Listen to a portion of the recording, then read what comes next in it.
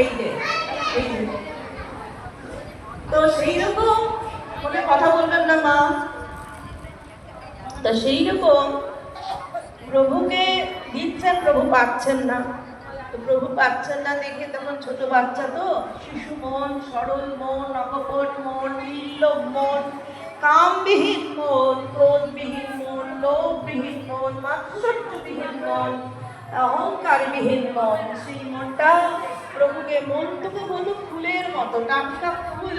আমি তো মনকে বলি একটা টাটকা ফুল, পদ্ম ফুল, যেই পদ্ম ফুলটা টাটকা মনটা প্রভুকে দাও।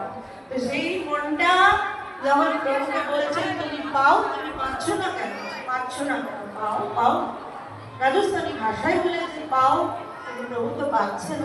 তখন প্রভুকে বললেন ঠিক আছে, আমি যদি পর্দা করে দিই তাহলে পাবে। তখন কি দিয়ে পর্দা করবে, বাবা মা দুজনে একটা কাপড় ধরে, সেটা নেই, ঘাগরাটা দিয়ে তখন ঢেকে দিয়ে বলছে প্রভু তুমি পাও, কিন্তু প্রভু পাচ্ছেন না, তাও পাচ্ছে না। তাহলে কি গান করবো, গান করে শোনালেন, তাও পাচ্ছে না। বলছে এবার যদি না পাও তাহলে কিন্তু আমি মরবো, আমি গিয়ে মারা যাবো, কিন্তু আমি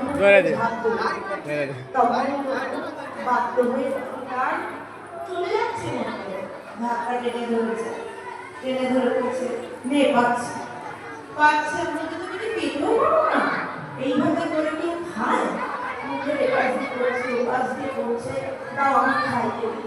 দেখুন আমরা ভাবি বয়স হলে কবেই কৃষ্ণ বর্ধন হবে, এখনই কি, এখনই কি, এখনই কিছু না, মানে এখনই সব, এই মাত্র সব। তো হিন্দিতে কথা আছে না, পরশু বলে তো কাল, কাল বলে তো আজ, আজ বলে তো আবি। তো এখনই সব, এখনই করতে হবে। তো আর ভগবান কাকে ভালোবাসবেন, কাকে ভালোবাসবেন না, এটা কেউ বলতে পারে না।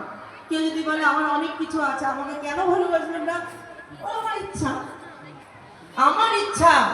ওই যে তুমি ভাবছো তোমার অনেক কিছু আছে, তোমার অনেক সিনিয়রিটি আছে, মানে তুমি অনেক প্রাপ্য হয়ে গেছো, ওখানেই আমি কেটের দাগ নাম্বার শূন্য করে দিলাম।